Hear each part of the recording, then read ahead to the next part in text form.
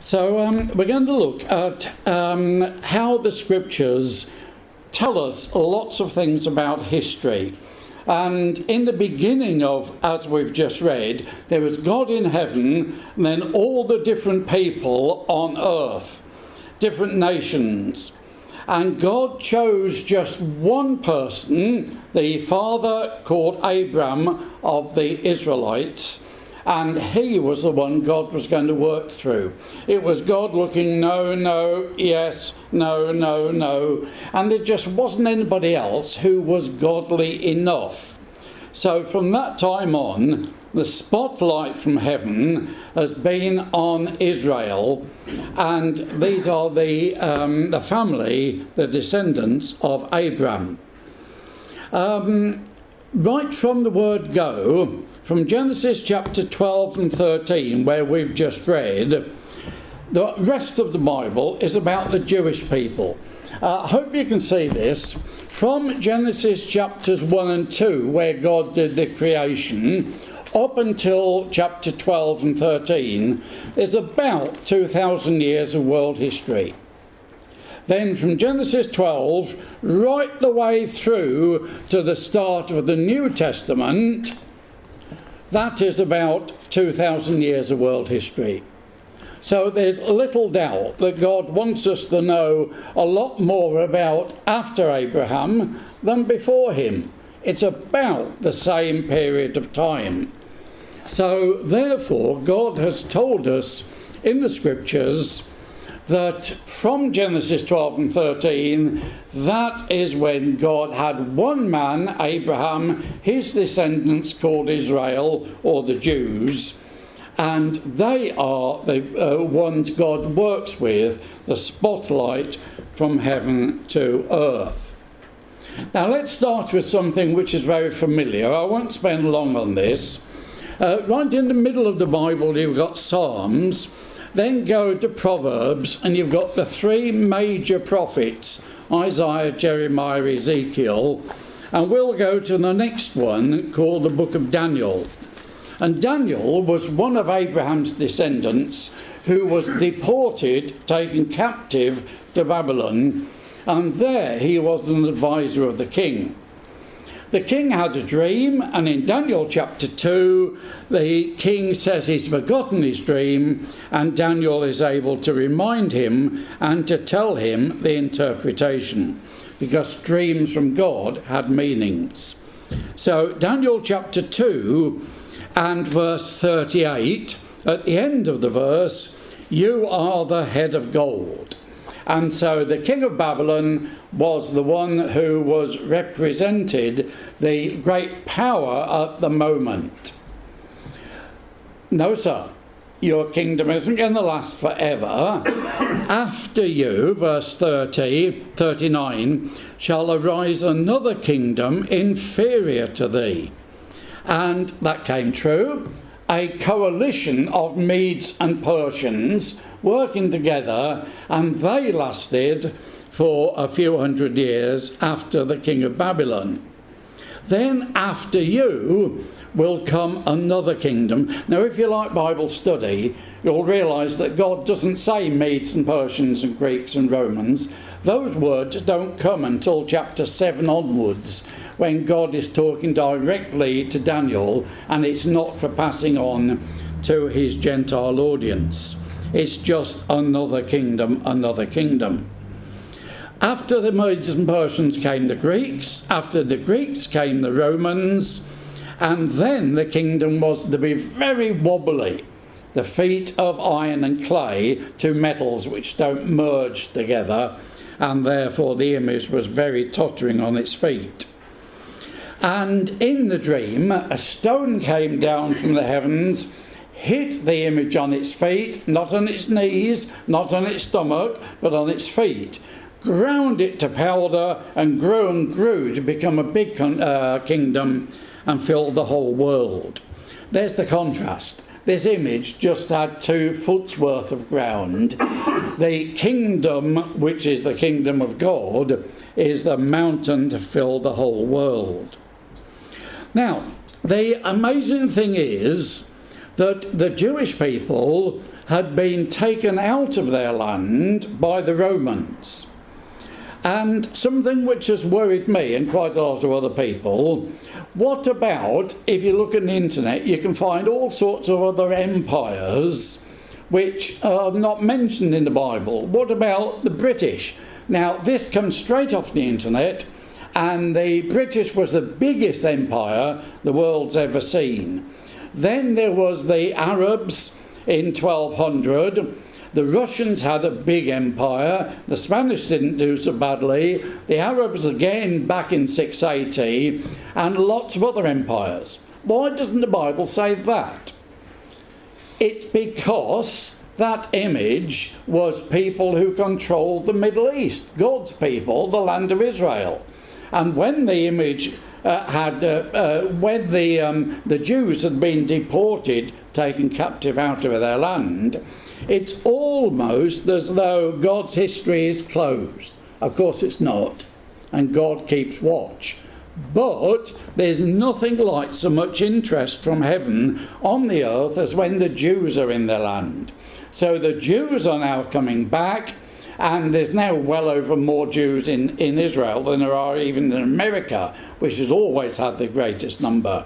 And because nothing's happening in France recently with killing and hurting the Jews, many of them, and there's the most Jewish were in America, and then came France. England's not far behind, but the ones in France are saying, we don't like it here, let's go back home. And so I'm quite sure heaven is manipulating the affairs of this life so that the Jews are going back, and then you've got these this stone comes down, hits the image on its feet, becomes a big mountain, and fills the whole world. So that's history in a nutshell, just to show that God knows so well what he's talking about, and that he is in control. The kingdoms are ruled by God, we're told. Now, one thing which has always been interesting, and I never quite understood, was the ages. The Stone Age and the Iron Age and things like that. So if you don't know, it's always wise to ask. And in our brotherhood, we've got a world-renowned archaeologist, Lean Rittmeyer. He lives in South Wales at the moment.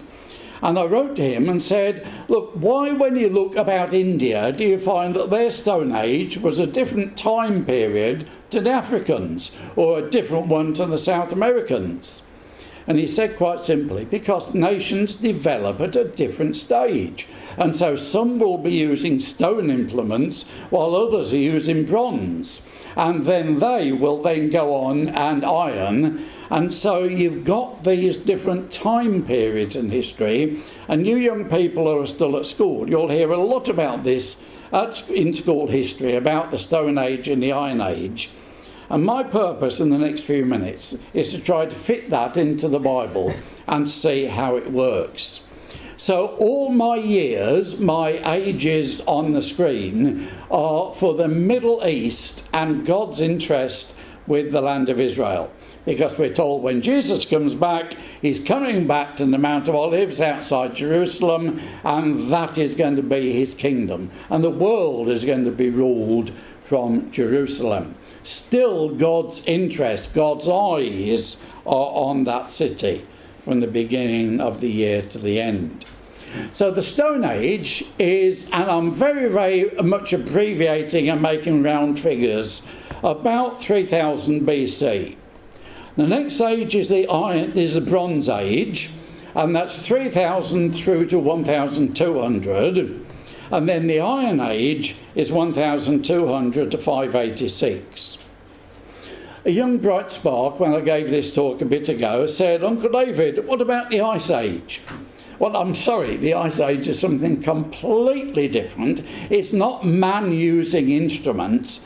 It's highly likely that the Ice Age was before Genesis 1, when the earth was without form and void. And it's highly likely that much of the water on the face of the earth froze and then caused much of what we see. So the Ice Age is something completely different.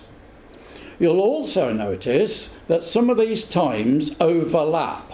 3000, and then we go back a bit to 3300. You are in a revolutionary time, and anybody over 40 normally uses pages and books. Most folks under 40 use their thumbs and computerised. My son, who used to teach maths, talks about grams and centimetres and all of this sort of stuff, which I don't understand. I'm still foot and inches sort of man. And we are slowly changing from imperial to metric. And the English government knew such a thing or two back in the 70s when they said, we're not going to have a gradual changeover with the currency, it's all going to change on one day. And lots of the old folks said, it'll never work, it'll never catch on, but it jolly well had to. And so now we have a complete change from the pounds and shillings and pence through to the modern pounds and ounces, mostly decimal and 100. So some of these ages are overlapping, and these years are very approximate anyway. So to get it underway, let's think about the Bible time chart. And if ever you're talking to people and you want to try to explain the Bible to them, go in big numbers first of all. Adam and Eve, probably about 4,000 years before Jesus. BC is before Christ, and so we're getting less as it goes down to Christ. If you're not a Christian and you don't like talking about Christ as the King, you'll quite often hear the words BCE, which is before the Common Era, which is exactly the same. It's the birth of Christ, which has given us our dates. 2000 then, probably from Adam and Eve through to Genesis 12 and 13, where we read. Abraham down to Jesus, another 2,000 years. So Abraham is in the middle of this time period. 2,000 years after Jesus is us, give or take a bit. So that's easy to understand. Now let's try to make these into half and see where we get. Halfway between 4 and 2 is 3, and this is when Noah was born. And it's very easy now to start picturing these times of what the Bible tells us. Halfway between Abraham and Jesus, who's going to tell me? Approximately, you won't look daft, nobody will know. Halfway between Abraham and David, who's somebody in the Bible? Oh, it's on me and that's what it, isn't it? Halfway between Abraham and Jesus was David. And he was, and if you didn't know what David means, it means much loved. So thank you all very much. Halfway between Jesus and us. Come on, anybody good at history? About approximate. Battle of Hastings, 1066. Okay, so there we go in 1,000 years rather than 2,000 years. Now let's be really clever and split them into half. We won't go any further after that. Halfway between Adam and Eve and Noah, totally nothing happened of interest in the Bible, so that doesn't count. Halfway between Noah and Abraham, who's going to have a guess? We're talking now in sort of 500 years. Is Noah and the flood.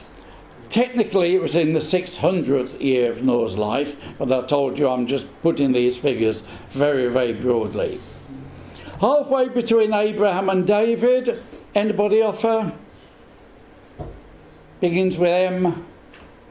Moses, who led Israel out of Egypt. This is very, very basic stuff, and the years have been rounded up. Halfway between David and Jesus. Daniel? Yes, okay, and the last king of Israel, Zedekiah, when the Jews were taken into Babylon. Daniel we've just looked at, and he was about 500 years before Jesus. So there you've got a time period which we've built up, and it's quite easy for you to do this if you're explaining to people. Right, so what's the Bible say? And it's a Bible talk after all, about the Stone Age.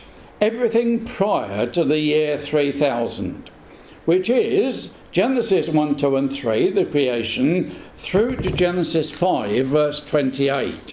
Come back with me to Genesis chapter 5, and here you've got the time period, which is about the end of the Stone Age. Genesis chapter 5 and verse 28. Lamech lived 182 years and begat a son, and he called his name Noah. And so Noah is born just about at the end of the Stone Age. Now don't forget, other civilizations had moved faster or slower than the Middle East, and my Bible dates are Middle East. And you'll find some very ancient history. Beware when folks start talking about millions of years. It doesn't always fit in with what the Bible says.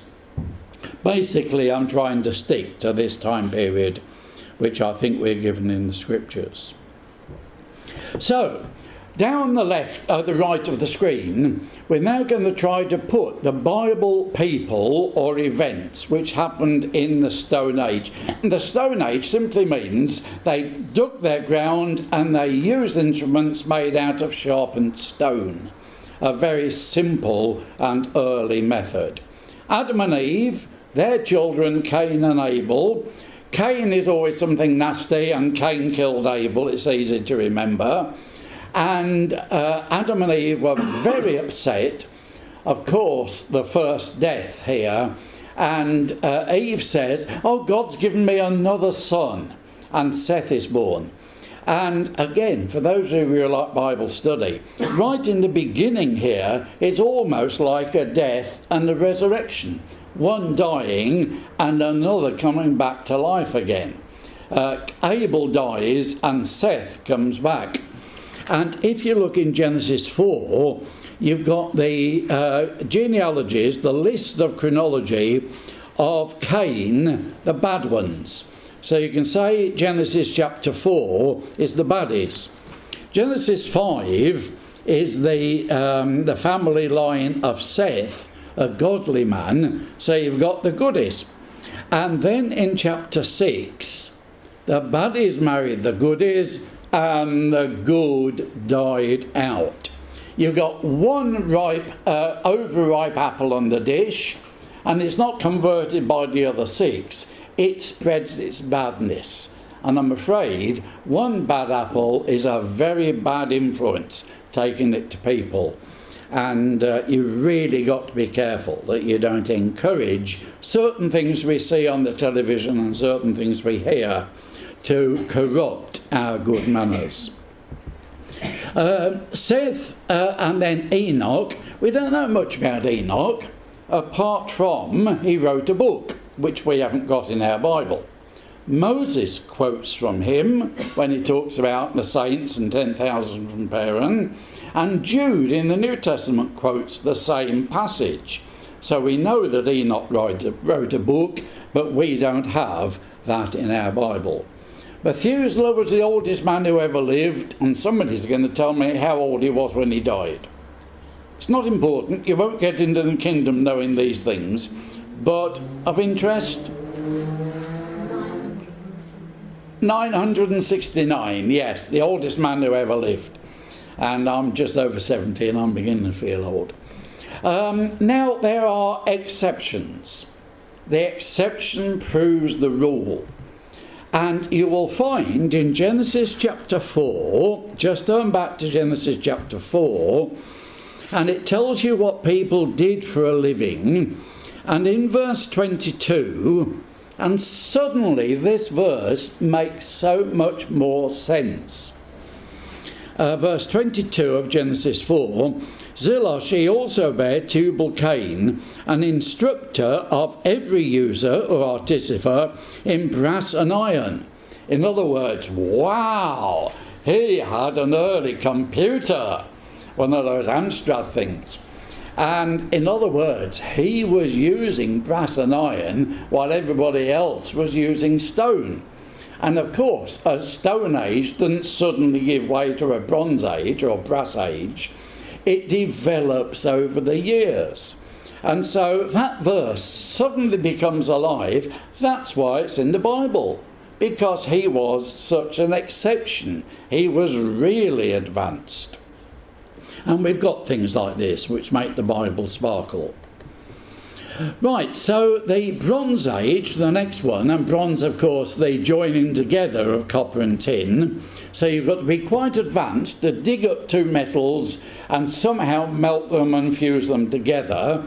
3,300 through to 1,200, getting less as we go, less numbers as we go towards the time of Christ. And this is from about the time of Noah through to the end of the Judges and Samuel. Probably when they came out of the ark, and in chapter 11 of Genesis they built the Tower of Babel, it's highly likely that that was built with Stone Age influence, because the 8 of them who were saved weren't of the ones with the very advanced technology, and there wasn't many other people to help them out. They'd all been washed away.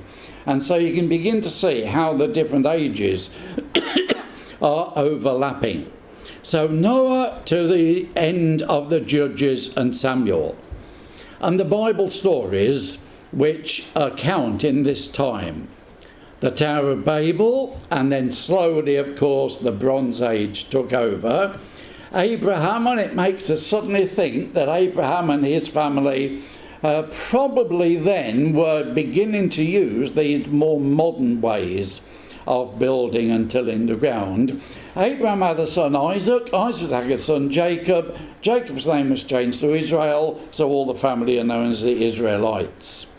11th son was Joseph, who managed to get all these brothers angry.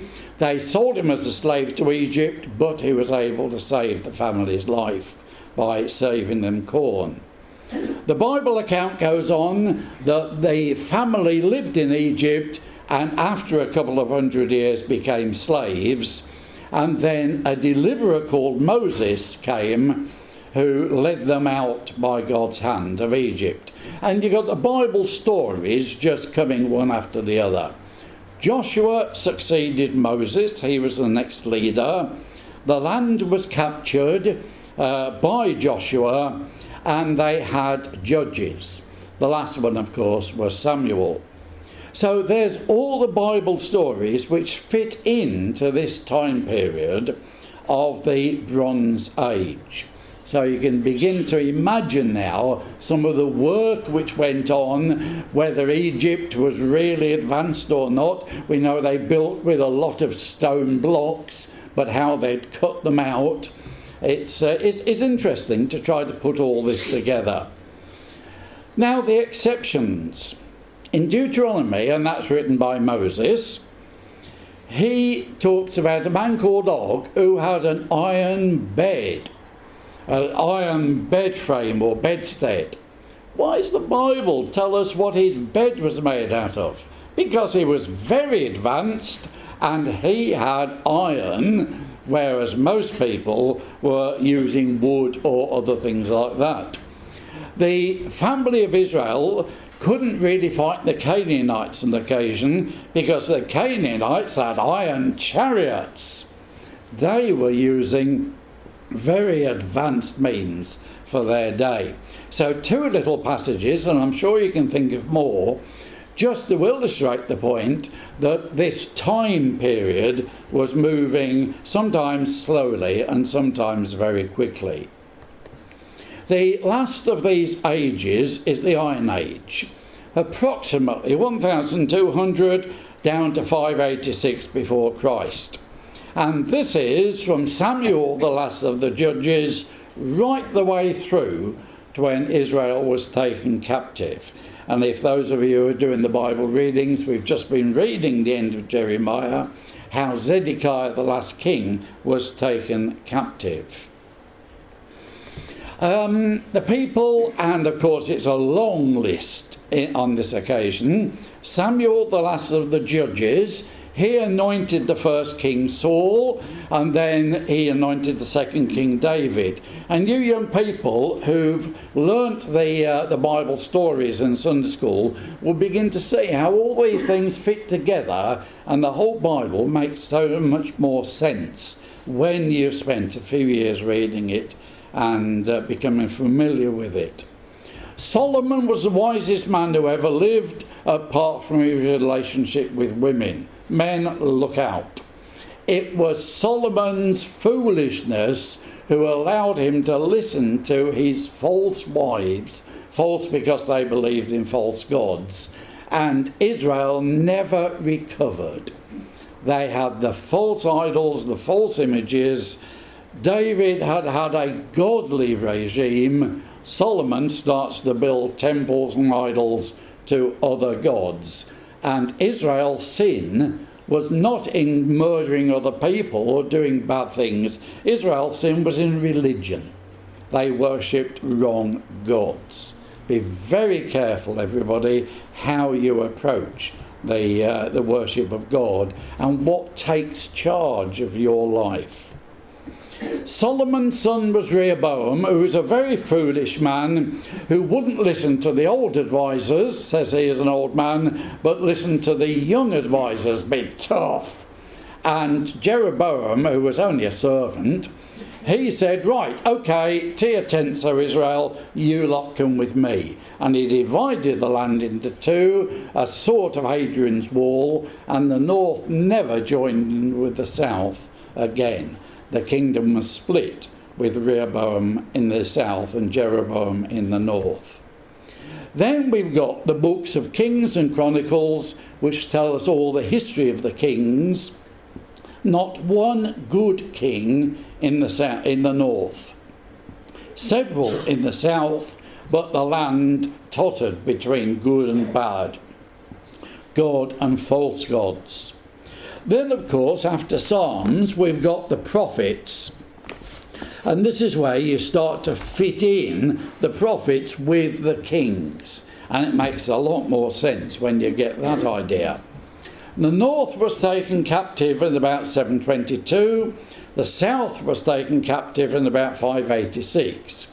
And that was Zedekiah, the last king, who had his sons, who should have been kings after him, killed in front of him, and then they made him blind. So the last thing he ever saw in his life was the death of his sons.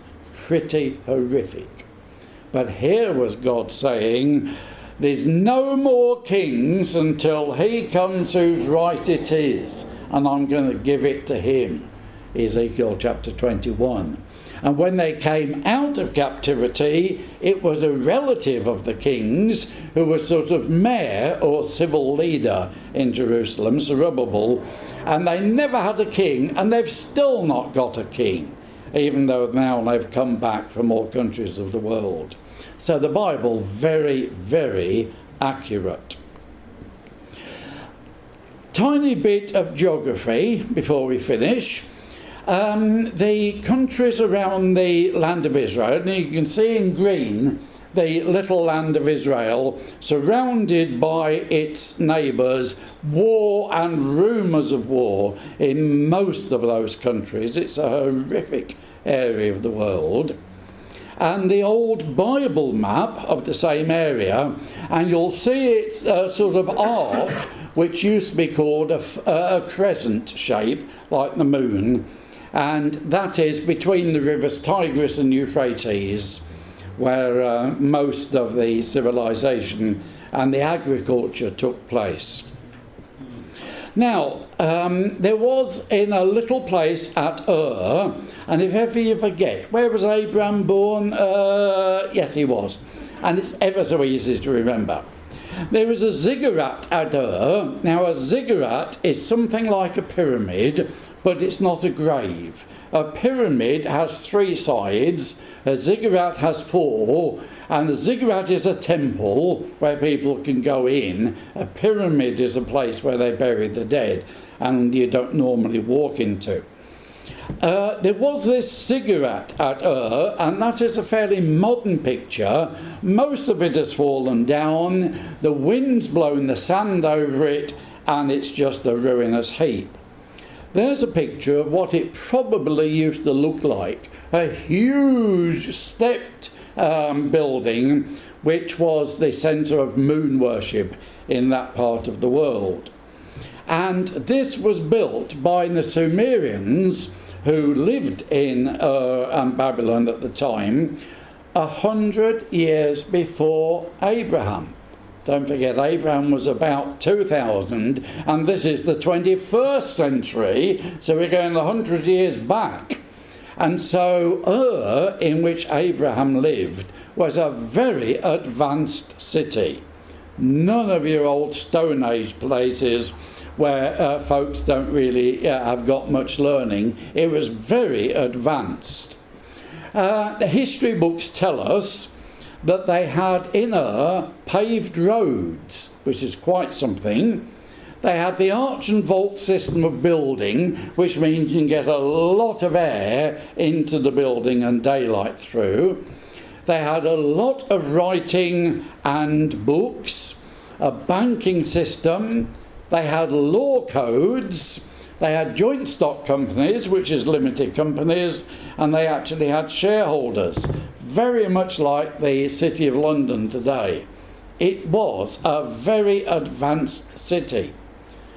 And I'm saying all that because God said to Abraham in chapter 12, come out and leave your city and come to a place where I will want you to live.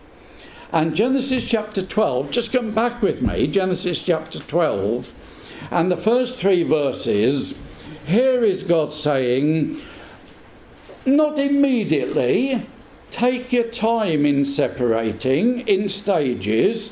First of all, come out of your country, then leave your family, which he did up north in Haran, and then from your father's house, which he did with Lot, which we read of in chapter 13, and come to a land that I will show you. And I've got to admire this man Abraham. No signposts in those days, and he's not even told where he's going to go. Leave your civilization and come to the place of my choice.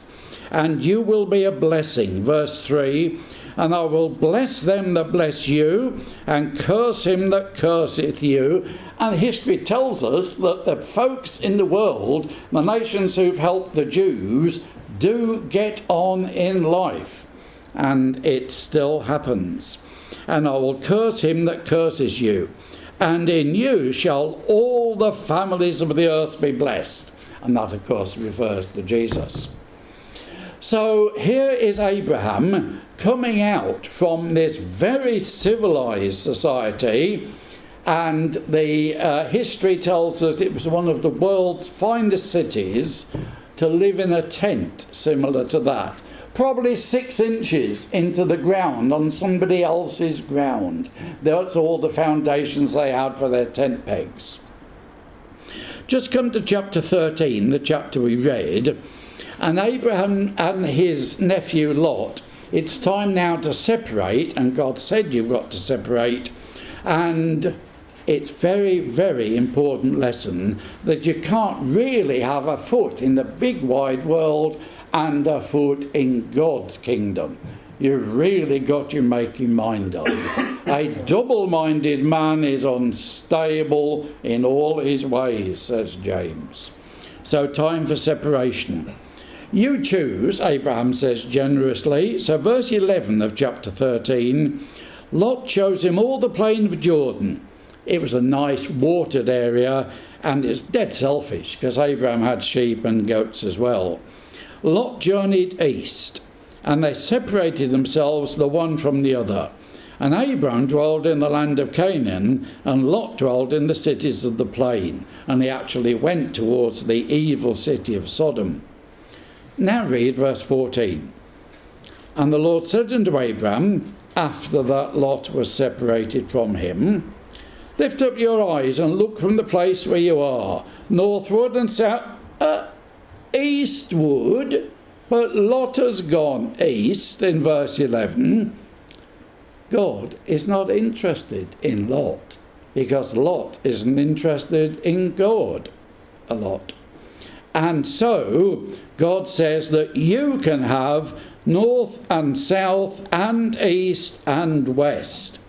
Repeat verse 15, all the land which you see, to thee will I give it, and to thy seed forever. And that is modern, that is future. And Nebuchadnezzar's image, the kingdom is going to be based on that Middle East, and Jesus is going to be king forever. Well, a good slideshow is supposed to finish with a sunset, and God was, that's in the past. God is, that's the present. And God will be, that's in the future. And very basically, that's the Bible and history. Thank you.